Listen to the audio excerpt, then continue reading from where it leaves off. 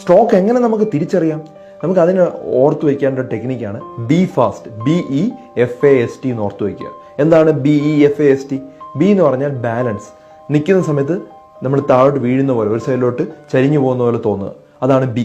E എന്ന് പറയുമ്പോൾ നമ്മുടെ ഐ, അതെന്ന് പറഞ്ഞാൽ പ്രത്യേകിച്ചും രണ്ടായിട്ട് കാണുക, രോഗിക്ക് രണ്ടായിട്ട് കാണുക, അല്ലെങ്കിൽ രണ്ട് പാർട്ടായിട്ട് മുറിഞ്ഞു പോകുന്ന പോലെ തോന്നുക, അങ്ങനെ ഐ സിംറ്റംസ് ഉണ്ടാകുന്നുണ്ട്. ആ രോഗി പറയുകയാണെങ്കിൽ എനിക്ക് അങ്ങനെയാണ് കാണുന്നത് സംശയം വന്നാൽ നമ്മൾ ചിന്തിക്കണം, സ്ട്രോക്ക് ആവാൻ സാധ്യതയുണ്ട്. അടുത്ത എഫ് എന്ന് പറഞ്ഞാൽ ഫേസ് ആണ്. ഫേസ് എന്ന് പറഞ്ഞാൽ ഫേസ് സിമെട്രിക്കലാണോ നോക്കുക. രോഗിയോട് ചിരിക്കാനായിട്ട് പറയുക. ചിരിക്കുന്ന സമയത്ത് രണ്ട് സൈഡ് ഒരുപോലെയാണ് പോകുന്നതെങ്കിൽ നോർമലാണ്. പക്ഷെ ആ സമയത്ത് ഒരു സൈഡ് കോണി പോവുകയാണ്, ഒരു സൈഡ് ഇങ്ങനെ മാറിപ്പോവുകയാണ്, അതിനർത്ഥം ഫേസ് എസിമെട്രി ആണ്, അത് സ്ട്രോക്കിന്റെ സൈനാണ്. അടുത്ത എ എന്നുള്ള ലെറ്റർ. എ എന്ന് പറഞ്ഞാൽ ആം ഡ്രിഫ്റ്റ്. രണ്ട് കൈ ഇങ്ങനെ പിടിക്കാൻ പറയാം. ഒരു 10 സെക്കൻഡ് ഇങ്ങനെ രോഗിക്ക് പിടിക്കാൻ പറ്റുന്നെങ്കിൽ നോർമലാണ്. 10 സെക്കൻഡ് പിടിക്കാൻ പറ്റുന്നില്ല, കൈ താഴോട്ട് പോവുകയാണെങ്കിൽ അതിനർത്ഥം സ്ട്രോക്കിന്റെ സൈനാണ്. അടുത്തത് എസ് ആണ്.